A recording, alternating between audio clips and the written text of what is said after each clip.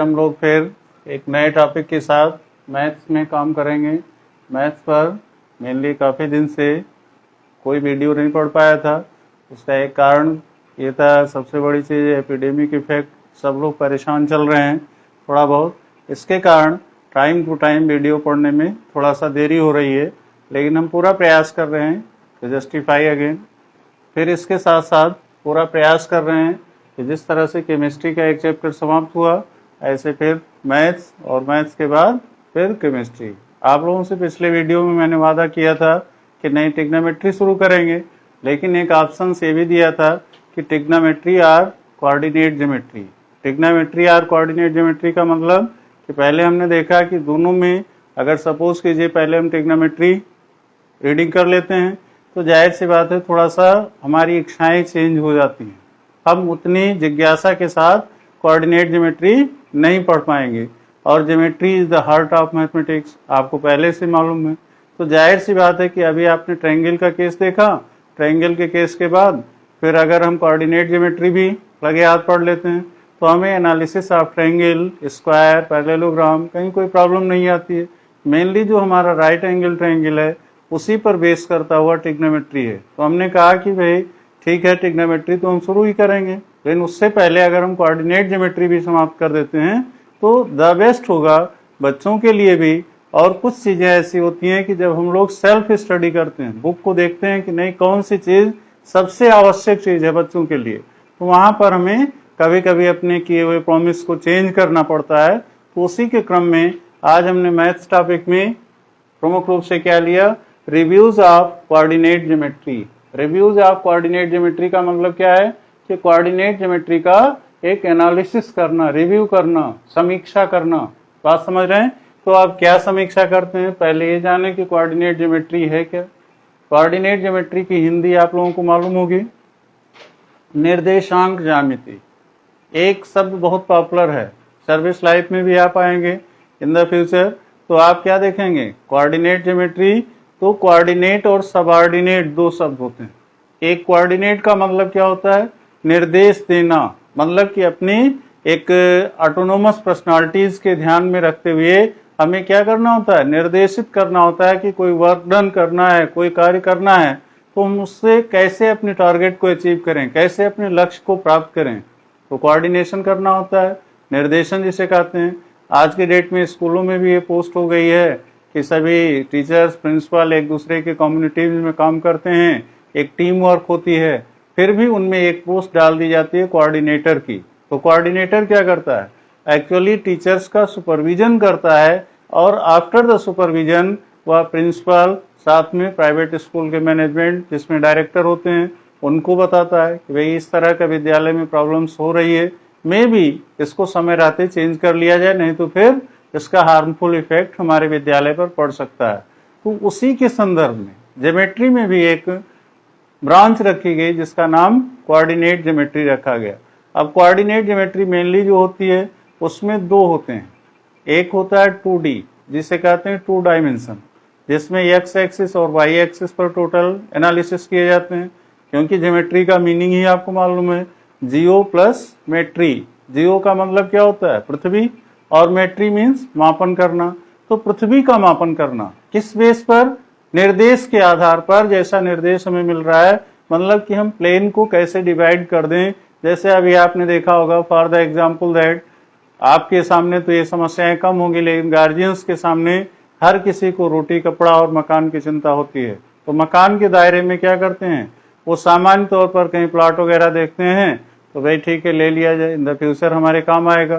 तो अब प्लाट जो बनाया गया वो किस बेसिस पर बनाया गया, उसका बेस यही कोऑर्डिनेट ज्योमेट्री से लिया गया, क्योंकि जिस व्यक्ति का वो जमीन है उसने देखा कि उसको सामान्य तौर पर हम ऐसे बीघे या किसी भी रेट में बेचते हैं तो वो कास्ट हमें नहीं मिलेगी जो एक्चुअली प्लॉटिंग करने पर मिलेगी।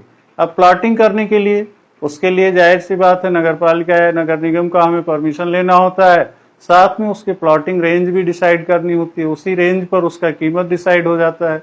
तो उससे कई फायदे होते हैं, कहीं तो नुकसान है कस्टमर के लिए, लेकिन उसके लिए फायदे की चीज क्या होती है कि जैसे अभी मान लीजिए हम इकट्ठा जमीन ले लिए तो हमें रास्ते की प्रॉब्लम आएगी, नाली की प्रॉब्लम आएगी, अगर वो मकान या उस जमीन की प्लॉटिंग होकर के की गई है, उस प्लाट को हम ले रहे हैं, तो ये हमारा लीगल राइट हो जाता है कि मुझे रास्ता मिलना ही चाहिए, मुझे नाली मिलनी चाहिए। तो बहुत सारी समस्याएं हमारी एक साथ सॉल्व हो जाती हैं, बस जरूरत क्या होता है, थोड़ा सा सपोर्ट करने के लिए। तो ये भी मैथमेटिक्स की एक ब्रांच है, क्योंकि पढ़ा लिखा आदमी अवेयर्ड कहलाता है, जागरूक कहलाता है। तो भाई जागरूकता क्या होती है, इन द फ्यूचर क्या क्या प्रॉब्लम हमारे सामने आ सकती हैं, उन प्रॉब्लम को कैसे हम फेस करते हैं, दैट इज कॉल्ड अवेयर्ड पर्सन। और यही चीज हमें जागरूकता, जो फिल्ट्रेशन थ्योरी होती है, पहले बड़े लोग सोचते हैं, बड़े लोगों से मिडिल क्लास, मिडिल क्लास से छोटे क्लास। आज की डेट में आप देखते हैं कि एक नया रेवोल्यूशन हो गया है कि नहीं। गांव में कोई रहना नहीं चाहता, गांव से बाहर लोग आते हैं, जमीन पर देखे मतलब रोड का साइड थोड़ा सा प्लाटिंग का काम मिल गया तो उसमें प्लाटिंग कर लेते हैं, उसमें जमीन की अच्छी कॉस्ट मिल जाती है उनको, और साथ में कई लोग पड़ोसी मिल जाते हैं। तो इस तरह से देखें कि आज जो लोगों की थिंक है, वो थिंक क्या है, गांव छोड़ करके शहर में रोड के किनारे मैक्सिमम फैसिलिटीज को चाहते हैं, क्योंकि उनका मानना है कि हमारे पास अगर फैसिलिटीज नहीं मिलेगी तो मीन्स हमारा जीवन पशुवत समान है। तो आप देखिए कि यहाँ से लॉजिक कहाँ रखी जा रही है। लॉजिक रखने का हमारा उद्देश्य क्या था, क्यों हम कोऑर्डिनेट ज्योमेट्री पढ़ें, व्हाट इज द रीजन। उसका रीजन यही है कि in the case of development of humanity, मानवता का एक तगाजा हो गया है कि हम विकास की बात करें, और विकास की बात करते हैं तो हमें कहीं ना कहीं मैथमेटिक्स की कोई ब्रांच एडॉप्ट ही करनी पड़ती है। तो कोऑर्डिनेट ज्योमेट्री 10th स्टैंडर्ड में 2D शेप में है। 2D शेप का मतलब क्या हो गया कि जिसमें आपको एक्स एक्सिस और वाई एक्सिस दो ही डायमेंशन लेने हैं। तो आप जरा इसकी डेफिनेशन पर गौर करते हैं कि it is a branch of mathematics. It is a branch of mathematics मतलब कि यह एक गणित की शाखा है, which deals with the position of an object, जो किसी ऑब्जेक्ट की पोजीशन डील करती है। जैसे कहने का मतलब कि फॉर एग्जांपल एक कार्टेशियन प्लेन है जिसके हमने पर्टिकुलराइज कर दिया कि एक्स और वाई एक्सिस में है। अचानक हमने कहा कि यहाँ जो हमारी लेफ्ट हैंड फिंगर है कोई एक पॉइंट है, उस पॉइंट की लोकेशन क्या होगी। आज उसी लोकेशन को बेस करता हुआ जो हमारा रिसेंट कम्युनिकेशन है, जिसके माध्यम से सर्विलांस काम करता है। सर्विलांस का नाम सुना है। कोई भी चीजें गायब हो जाती हैं, कोई हमारे पहुंच से बाहर हो जाती हैं, तो हम क्या करते हैं, उनको सर्विलांस से पता करके लोकेशन ले लेते हैं। सामान्य तौर पर कि हमारी मोबाइल या हमारे इलेक्ट्रॉनिक इंस्ट्रूमेंट जो एक्टिव मोड में है वो कहाँ से काम कर रहे हैं।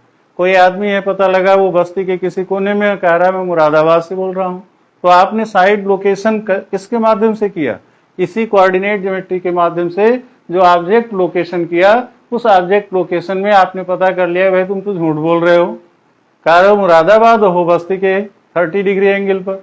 तो 30 डिग्री एंगल पर हो तो उसके आसपास की जो हमारी फोर्सेज होती हैं, पुलिस स्टेशन होते हैं, तुरंत इंक्वायरी सेटअप करा दी, भाई ये आदमी को जरा कैच करो, 30 डिग्री एंगल से अभी ये मोबाइल से बात किया है, तो उसके आसपास वो व्यक्ति पता लग जाता है, उसने जो फ्रॉड किया उस फ्रॉड के दंड उसको देने के लिए हम अधिकारी हो जाते हैं, क्योंकि रंगे हाथ उसको पकड़ लेते हैं। तो देखा आपने इसका फायदा कि यहाँ पर हम सामान्य तौर पर कार्टेशियन प्लेन के माध्यम से जो ऑब्जेक्ट था, वस्तु, उसको हमने लोकेट कर लिया। वो भले बोल रहा है कि मुरादाबाद से बोल रहे हैं, अरे भाई बोलो ना मुरादाबाद से, हम तो आपको लोकेट कर रहे हैं कि आप बस्ती के किसी कोने में 30 डिग्री एंगल पर हो। किसी कोने का मतलब नॉर्थ, साउथ, ईस्ट, वेस्ट, ये सारी लोकेशन हमें किस पर मिली, सर्विलांस के माध्यम से। और वो सर्विलांस हमारा काम कैसे कर रहा था, इसी पॉइंट ऑफ बेस पर कि जो हमारा कार्टेशियन एक्सिस है, हमने ऑल ऑफ सडन जहाँ लेफ्ट हैंड फिंगर है ये पॉइंट ले लिया। अब ये पॉइंट अगर देखा जाए तो अभी आगे हम डिस्कस करेंगे, कोऑर्डिनेट होता है, उस कोऑर्डिनेट के माध्यम से हमने देख लिया कि कौन सी डायरेक्शंस हो सकती है। अब इस डायरेक्शंस की पोजीशंस क्या होती है, जैसे अभी आपने सामान्य तौर पर नॉर्थ ऊपर को ले लिया, और उसके बाद साउथ ए हो गया, ईस्ट आपका इधर आ गया, वेस्ट ए आ गया। तो कहने का मतलब कि हमारा जो लोकेटर है, जो हमारा ऑब्जेक्ट है, वो कहाँ पर पड़ा हुआ है, साउथ और ईस्ट के एंगल पर है। अगर सपोज कीजिए 30 डिग्री एंगल पर है, तो कहने का मतलब कि वो ऑब्जेक्ट हमारा कहाँ पर है, ईस्ट और साउथ के 40 डिग्री 30 डिग्री एंगल पर है। हमने एग्जैक्ट लोकेट करके और बिल्कुल रेड हैंडेड उसको पकड़ लिए, उसको कहने का मौका नहीं दिया है भाई तुम मुरादाबाद से बोल रहे हो, जहन्नुम से बोल रहे हो, जहां से भी बोल रहे हो, लेकिन हम तुम्हारी एज ए पॉइंट हमने रीड कर लिया कि तुम कहाँ हो। तो इसका हमें सपोर्ट किससे मिला? कोऑर्डिनेट ज्योमेट्री से मिला। तो वही चीज ये कह रहा है कि it is a branch of mathematics which deals with the position of an object, जो पोजीशन ऑफ ऑब्जेक्ट को डील करती है, पता कर लेती है। लाइंग इन ए प्लेन, वो प्लेन के दायरे में है। तो every plane are described by the 4 direction, north south east west and sub directions. 4 sub directions भी होते हैं। जैसे इनके बीच में 45 डिग्री का एंगल आपने ले लिया, तो नॉर्थ के ईस्ट से ले लीजिए, तो नॉर्थ ईस्ट एक बन गया, दूसरा ईस्ट और साउथ बन गया, फिर इसके बाद साउथ और वेस्ट बन गया, वेस्ट और नॉर्थ के बीच में बन गया। तो 4 तो डायरेक्शंस थे और 4 सब डायरेक्शंस हो गए, 4 और 4 8 डायरेक्शन हो गए। इसके साथ साथ एंगल रोटेशन से भी हमने पता कर लिया। तो आज का जो सर्विलांस मेनली वर्क कर रहा है वो किस पर काम कर रहा है? कोऑर्डिनेट ज्योमेट्री पर कर रहा है, जो वहीं से कोऑर्डिनेशन कर रहा है। और सब ऑर्डिनेट का मतलब जो उसकी सीमाओं के दायरे में, उसके निर्देशों के दायरे में काम करता है। कहने का मतलब सर्विलांस अपने आप काम नहीं कर रहा है, उसको ऑपरेट करने वाले जो ऑपरेटर्स हैं वो एज ए सबऑर्डिनेट स्टाफ जैसा काम कर रहे हैं। तो इन परिस्थितियों को देखते हुए it is a branch of mathematics, यह मैथमेटिक्स की एक ब्रांच होती है which deals with the position of an object, जो किसी वस्तु की लोकेशन पता करने में हमारी मदद करती है। लाइंग इन ए प्लेन, जो इस कार्टेशियन प्लेन में किसी जगह होगी, 4 + 4 8 डायरेक्शंस, और उसके द्वारा इंक्लाइंड किसी भी एंगल में कहीं पर भी होगा तो हम उसको लोकेट कर लेंगे। फिर इसके बाद क्या कर रहा है? Describe with the help of two mutually perpendicular lines. किसके द्वारा ये हमें आसानी मिल रही है डिस्क्राइब करने की? नॉर्थ साउथ ईस्ट वेस्ट जो डायरेक्शंस ले रहे हैं वो एक्स एक्सिस और वाई एक्सिस के माध्यम से, जो म्यूचुअली परपेंडिकुलर लाइंस होते हैं, हम उनके माध्यम से डिस्क्राइब कर लेते हैं, ये जान लेते हैं कि वो व्यक्ति कहाँ पर है, और सर्विलांस के द्वारा एग्जैक्ट पॉइंट होने पर एट वंस हम एक्शन कर लेते हैं। फिर इसके बाद सेकेंड पॉइंट पर बात करते हैं, the system which is described. The system which is described, ऐसा सिस्टम जो डिस्क्राइब करता हो the position of point. Position of point का मतलब कि उस पॉइंट के पोजीशंस को बता रहा हो जो कार्टेशियन प्लेन के दायरे में हो। ठीक है, फिर क्या कर रहा है? In a plane is called Cartesian system. इसी सिस्टम को जो अभी हमने यूज के दौर पर कार्टेशियन प्लेन के माध्यम से बताने की कोशिश की, तो वही Cartesian plane is generated by the Cartesian system.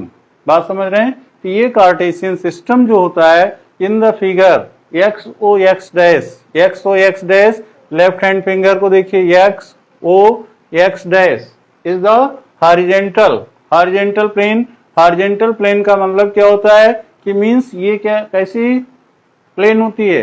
ये वास्तव में जो एक्सिस होती है हॉरिजेंटल एक्सिस, वो एक तरह से लेटी हुई एक्सिस होती है। लेटी हुई एक्सिस मतलब जो धरातल के समकक्ष हो, ठीक है, पृथ्वी के समकक्ष हो, अर्थात उसे हॉरिजॉन्टल प्लेन के तौर पर जानने की कोशिश करते हैं। तो in the figure X O X dash is called X axis, उसे हमने क्या कहा? एक्स एक्सिस का। And Y O Y dash is Y axis.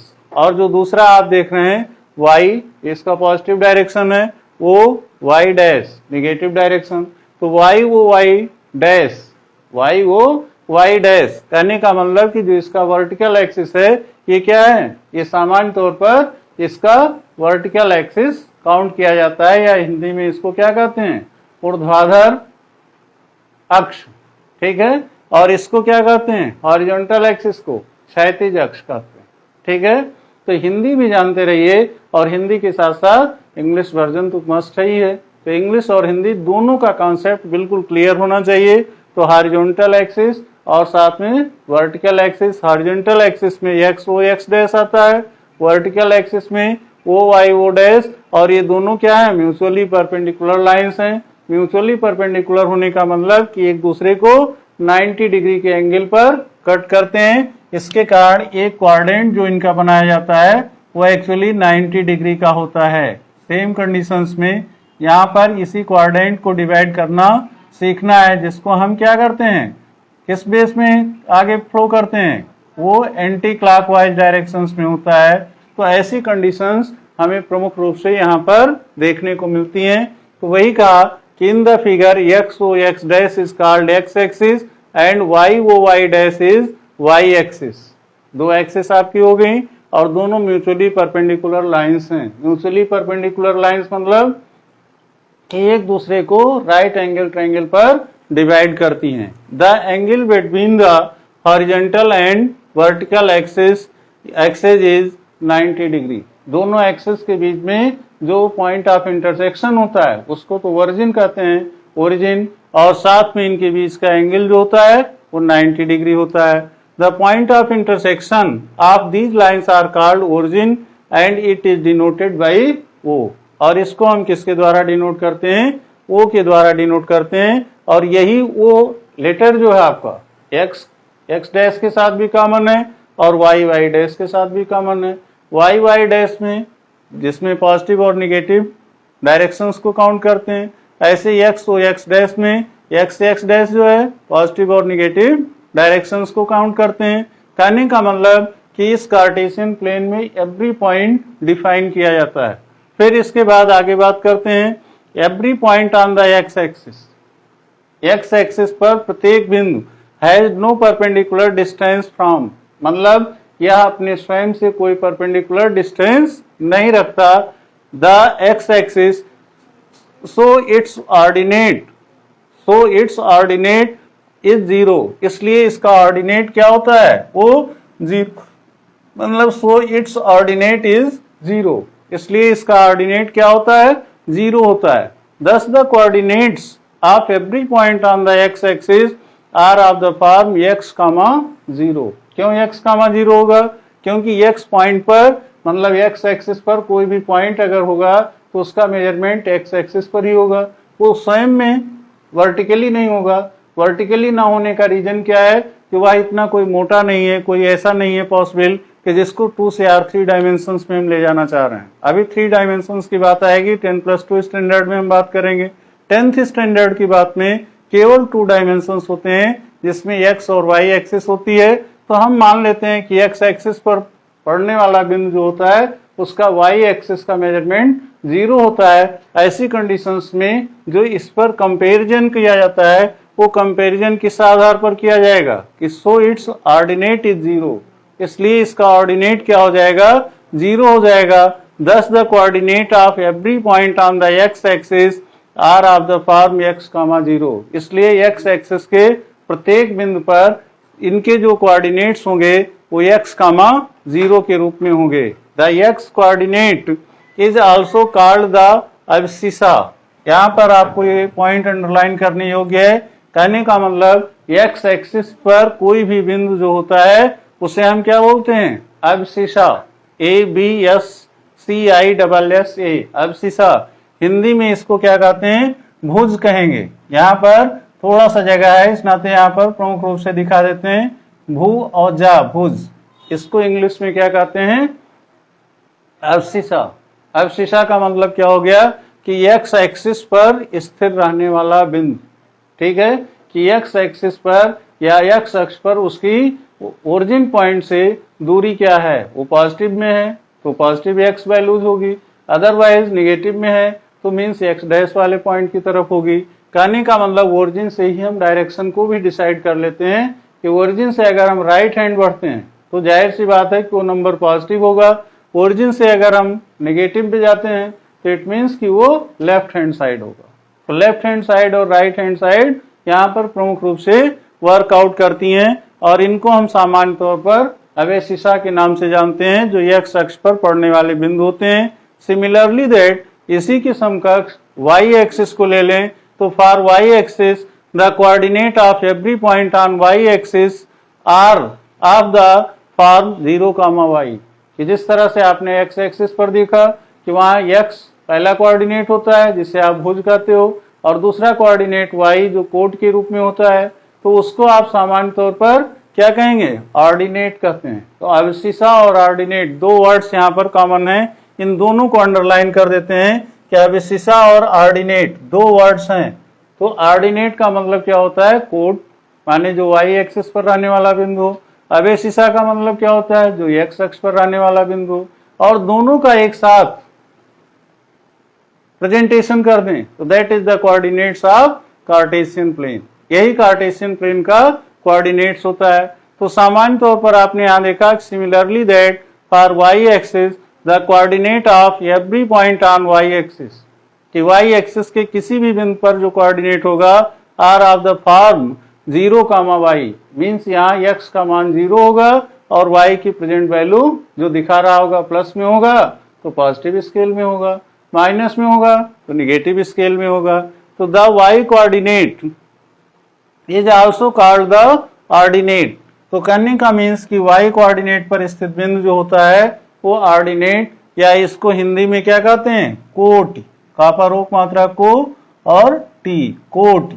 Hindi में इसको कोटि बोलते हैं। अगर सामान्य तौर पर देखा जाए तो y एक्सिस पर पड़ने वाला बिंदु ऑर्डिनेट है, कोटि जिसे कहलाते हैं, और x एक्सिस पर मेजर करने वाला बिंदु अवेशिषा है, जो सामान्य तौर पर भुज के नाम से जानते हैं। इसमें कुछ बच्चे स्पेलिंग ज्यादा मिस्टेक्स करते हैं तो इसको थोड़ा रटना पड़ता है, क्योंकि एक्चुअली ये क्या है, विदेशी भाषा के शब्द हैं और उनको उसी रेट में नोट करते हैं, उसी तरह से स्पेलिंग बनाते हैं जो उनको बोलना होता है, जो उनका प्रोनाउंसिएशन होता है।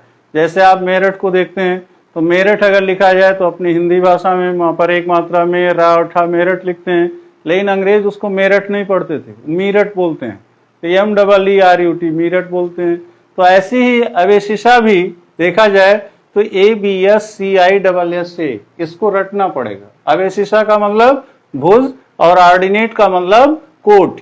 सामान्य तौर पर कोऑर्डिनेट ऑफ ए पॉइंट किस पर डिपेंड करता है, अवेशिषा और ऑर्डिनेट पर डिपेंड करता है। दो शब्दों को विशेष तौर पर रटना भी पड़ सकता है, और इनकी ओरिजिन पॉइंट जो होती है जहां पर अवेशिषा और ऑर्डिनेट आकर के ज्वाइन करते हैं वो ओरिजिन पॉइंट कहलाता है। वहां x और y दोनों की वैल्यू 0 होती है। तो ये चीज क्लियर कर लीजिए कि ओरिजिन पॉइंट पर x और y दोनों की वैल्यू 0 होगी, x एक्सिस पर y की वैल्यू 0 होगी और y एक्सिस पर x की वैल्यू 0 होगी। इतना क्लियर कॉन्सेप्ट अगर आप ले लेते हैं तो फिर कोऑर्डिनेट ज्योमेट्री में कोई प्रॉब्लम नहीं आती। तो यहाँ पर आगे फिर कह रहा है because it has zero distance. Zero distance का मतलब कि जिसकी कोई दूरी ना हो फ्रॉम बोथ द एक्सिस, माने कि यहाँ से x और y एक्सिस का मिड पॉइंट यहीं से काउंट किया गया। ऐसे जब कोई प्लॉटिंग की जाती है तो प्लॉटिंग करने पर पहले उसकी एरिया निकाली जाती है और एरिया निकालने के बाद सेंट्राइड निकालते हैं, केंद्रक बिंदु क्या है, और उसी सेंट्राइड पॉइंट से हम प्लॉट डिसाइड करते हैं। प्लॉट डिसाइड करते समय हमें उनको जो नेसेसरी रिक्वायरमेंट्स हैं वो देनी पड़ती हैं। तो प्लॉटिंग का सबसे बड़ा फायदा यही है कि मान लीजिए 10 प्लॉट आप बना रहे हो, फ्लैट बना रहे हो, तो वहां पर बच्चों को खेलने का मैदान भी चाहिए, आने जाने का रास्ता भी चाहिए, और जो जीवन पर्यंत समस्याओं से घिरी रहती है, नाली की समस्या, पानी निकालने की, सीवेज प्रॉब्लम, वो सबसे अहम समस्या होती है, तो वो सॉल्व हो जाती है। तो आज जो पढ़ा लिखा व्यक्ति है वो प्लॉट खरीदने के लिए क्यों मजबूर होता है, वो सामान्य तौर पर सीवरेज प्रॉब्लम्स को वहीं सॉल्व कर लेना चाहता है। भाई रोजाना की झंझट से अच्छा है आज हम थोड़ा महंगा प्लॉट लेंगे, लेकिन उसकी सारी सुविधाएं मिलनी चाहिए। तो प्लॉटिंग करने से ये फायदा होता है। उस प्लॉटिंग का डायरेक्शन कौन देता है, कोऑर्डिनेट ज्योमेट्री देता है। कार्टेशियन प्लेन के माध्यम से हम उसको सेंट्राइड डिसाइड कर लेते हैं। सेंट्राइड का मतलब केंद्रक बिंदु, वही उसका ओरिजिन है कि वहां से x एक्सिस में जा रहे हो, x डैश एक्सिस में जा रहे हो, या फिर y एक्सिस में जा रहे हो, y डैश एक्सिस में जा रहे हो। तो ये एक सबसे बड़ी प्रॉब्लम्स हमारी सॉल्व हो जाती है। इसी के कारण कोऑर्डिनेट ज्योमेट्री को इतना इंपॉर्टेंस दिया जाता है। फिर आगे की बात हम करते हैं कि एक एग्जाम्पल्स के माध्यम से, वो एग्जाम्पल्स मेनली हम इसको प्रॉब्लम्स को बहुत ज्यादा एक्सप्लेन करने में टाइम वर्चुअली दिया जाता है, ज्यादातर उसको राइटिंग करने कोई मीन्स नहीं रहता है, क्योंकि आप लोगों की हम इच्छाएं जानते हैं कि ज्यादा से ज्यादा चीजों को समझ में आनी चाहिए, बाकी तो आप स्वयं ट्रेस कर लेंगे। तो हमने क्वेश्चन नोट करने में टाइम नहीं दिया, बल्कि आप सीधे इस फिगर पर आ जाइए। इस फिगर में प्रमुख रूप से क्या दिया है, x और y एक्सिस दिया है, लेकिन इससे एक सबसे महत्वपूर्ण चीज छूट रही थी, उसको अभी ध्यान में आया कि अब उसको भी जान लेना जरूरी है, नहीं तो अभी आपको मेजरमेंट में प्रॉब्लम आएगी। क्या ये प्रॉब्लम थी, जो आपने यहाँ कार्टेशियन प्लेन देखा जिसमें दो म्यूचुअली एक्सिस होते हैं, एक का नाम x एक्सिस, दूसरे का नाम y एक्सिस, दोनों एक दूसरे को ओरिजिन पॉइंट पर काटते हैं, जिनका कोऑर्डिनेट 0,0 होता है, और x एक्सिस पर x, 0 होता है, y एक्सिस पर 0, y होगा। कहने का मतलब कि x और y अपना ऑर्डिनेट और अब्सिसा को प्रेजेंट कर रहे हैं। दूसरी चीज ये था कि इसको आपने देखा एक दूसरे को कट कर देने से एक्सिस, इसमें 4 क्वाड्रेंट बन रहे हैं। पहले क्वाड्रेंट का नाम क्या है? जो फर्स्ट क्वाड्रेंट में है, जिसे पॉजिटिव क्वाड्रेंट बोलते हैं, जिसमें x और y दोनों के मान धनात्मक होते हैं, पॉजिटिव होते हैं, और ये एंटी क्लॉकवाइज मूव करते हैं, क्लॉकवाइज नहीं एंटी क्लॉकवाइज मूव करते हैं। तो फर्स्ट क्वाड्रेंट के जस्ट लेफ्ट में हमारा सेकंड क्वाड्रेंट होगा, और सेकंड क्वाड्रेंट का जो चार्ज होगा या जो उसमें वैल्यूज होगी एब्सिसा और ऑर्डिनेट की, तो एब्सिसा वाली वैल्यू निगेटिव होगी, ऑर्डिनेट वाली वैल्यू पॉजिटिव होगी। अब इसके बाद थर्ड क्वाड्रेंट में आ जाते हैं, जहां पर x और y या एब्सिसा और ऑर्डिनेट दोनों की वैल्यू निगेटिव हो जाती है। फोर्थ क्वाड्रेंट में क्या होता है? x का मान प्लस होता है और y का मान माइनस होता है। अब बच्चे थोड़ा सा कंफ्यूज होते हैं, भाई इसको कैसे याद किया जाए? तो इसका याद करने का सबसे आसान तरीका है कि आप ओरिजिन पर तुरंत फिंगर रखिए। ओरिजिन से अगर राइट में आप बढ़ते हो हॉरिजॉन्टल वे में, तो जाहिर सी बात है प्लस x की तरफ जा रहे हो तो x का मान पॉजिटिव होगा। बात समझ रहे हैं? और यहीं से जब आप y की तरफ मूव कर रहे हो अपवर्ड, तो आप यहां देख रहे हो y भी पॉजिटिव है, तो पहले क्वाड्रेंट में दोनों पॉजिटिव हो गए कि नहीं हो गए? इसी तरह से सेकंड क्वाड्रेंट में आप आते हो तो x की वैल्यू क्या है? निगेटिव आ गई, यहाँ निगेटिव पहले दिया है, फिर y ऑलरेडी पॉजिटिव ही बना है। मतलब जिसे कहते हैं कि एक फिगर डिजाइन करना। वो फिगर कैसे डिजाइन होता है? अगर सामान्य तौर पर देखा जाए तो ये आपका फर्स्ट क्वाड्रेंट हुआ, और फर्स्ट क्वाड्रेंट यहाँ पर होने पर जाहिर सी बात है कि अपने आप आपको मालूम हो गया कि यहाँ पर x की वैल्यू प्लस है और y की वैल्यू प्लस है, क्योंकि जिन दो एक्सिसों की मदद से हम इस डिजाइन को बनाना चाह रहे हैं वहां x और y या एब्सिसा और ऑर्डिनेट दोनों की वैल्यू पॉजिटिव है। सेम कंडीशंस में हम सेकंड क्वाड्रेंट में आते हैं तो देख रहे हैं कि y जो हमारा एज ए वाल काम कर रही है, दीवार का काम कर रही है, y पॉजिटिव है और साथ में x निगेटिव है। तो मीन्स कि x की वैल्यू निगेटिव हो गई और y की वैल्यू पॉजिटिव हो गई।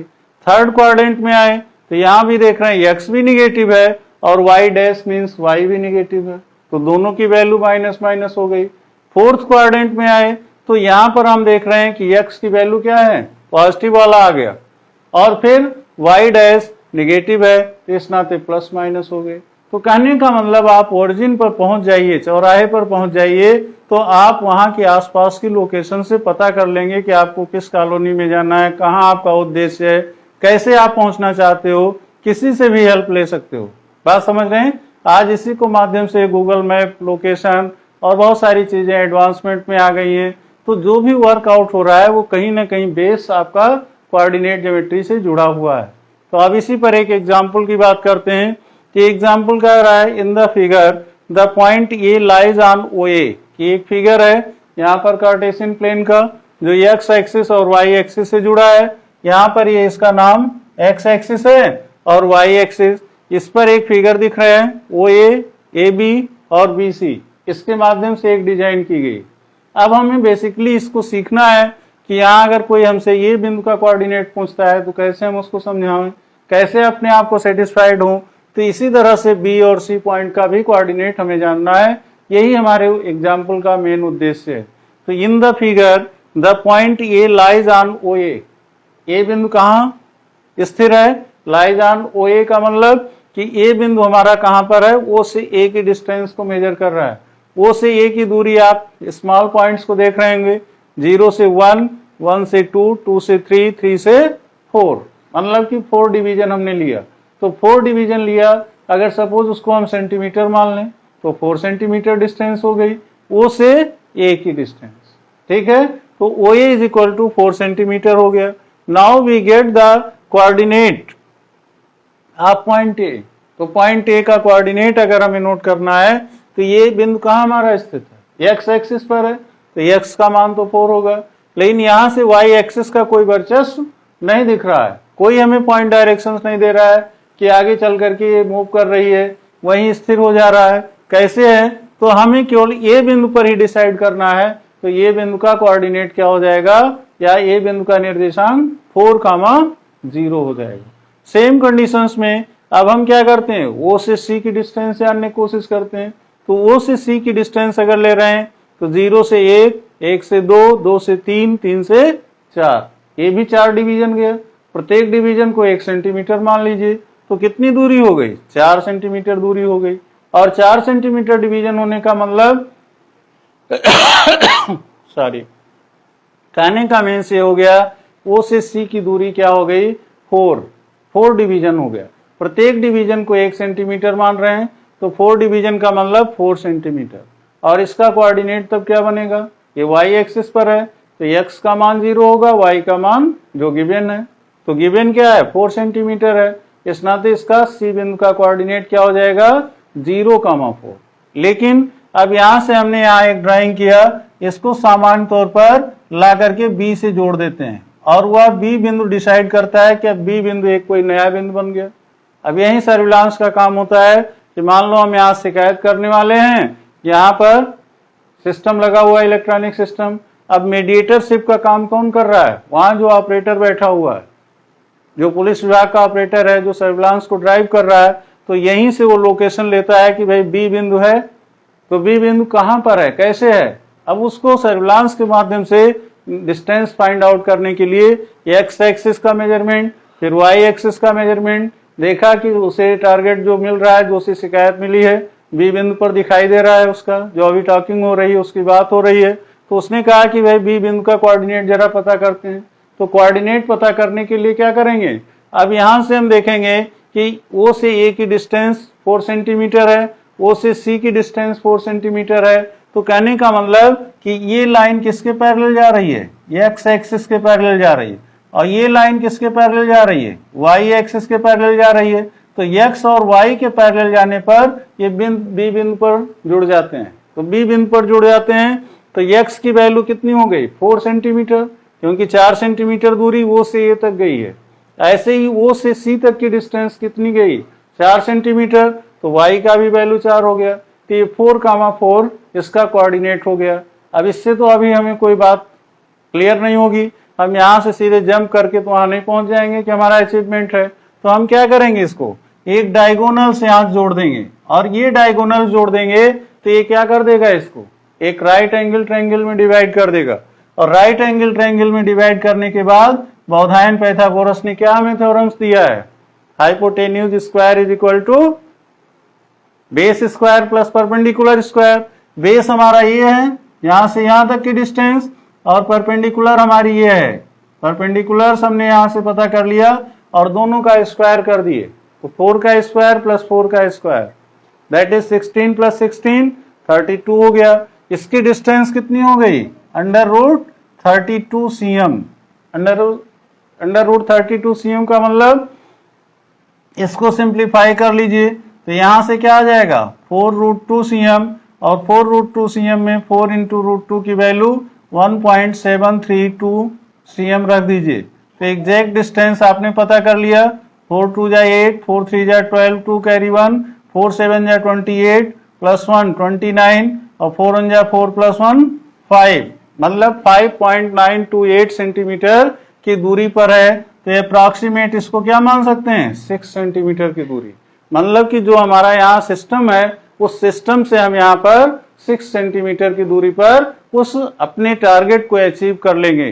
तो ये हमारे सर्विलांस का वर्किंग प्रोसेस होता है। इसके माध्यम से हम क्या करते हैं, फिगर को जस्टिफाई करते हुए हम अपने उद्देश्य को प्राप्त करने में सफल हो जाते हैं। ठीक है, तो इसके कारण हम इन चीजों को फाइंड आउट करने के लिए पहला लोकेशन कहाँ लिए, कार्टेशियन प्लेन से लिए। कार्टेशियन प्लेन में 2 म्यूचुअल एक्सिस होते हैं जिनका नाम एक्स एक्सिस और वाई एक्सिस है। एक्स एक्सिस और वाई एक्सिस जहां पर एक दूसरे को इंटरसेप्ट करते हैं उसे ओरिजिन कहते हैं। ओरिजिन का कोऑर्डिनेट 0,0 होता है। सेम कंडीशन में एक्स एक्सिस पर जितना आप मूवमेंट करते हो वो एक्स के पॉइंट को डिफाइन करेगा, जो वाई पर मूव करते हो वाई के पॉइंट को डिफाइन करते हैं। तो सेम कंडीशंस में यहाँ पर हम डिस्टेंस मेजर करने के लिए पूरा कोशिश करते हैं, और जहां हमें हेल्प लेनी होती है तो हम कहीं इनका बौधायन पाइथागोरस का प्रयोग करते हैं, कहीं ट्रायंगल एनालिसिस में कोई भी हमें जरूरत हुई तो उस पोजीशन से सब डायरेक्शंस और डायरेक्शंस के माध्यम से हम अपने लक्ष्य को प्राप्त करने में सफल होते हैं। तो अगले वीडियोस में हम डिस्टेंस बिटवीन 2 पॉइंट्स की बात करेंगे और साथ में कैसे हम इनको वेरीफाइड करते हैं, कैसे डिस्टेंस को हम मेजर करते हैं, इनका करने का पूरा वर्किंग प्रोसेस विथ एग्जांपल अच्छे से देने का प्रयास करेंगे। तो अगले वीडियोस में डिस्टेंस बिटवीन 2 पॉइंट्स पर हम लोग विशेष तौर पर ध्यान देंगे। तब तक के लिए धन्यवाद।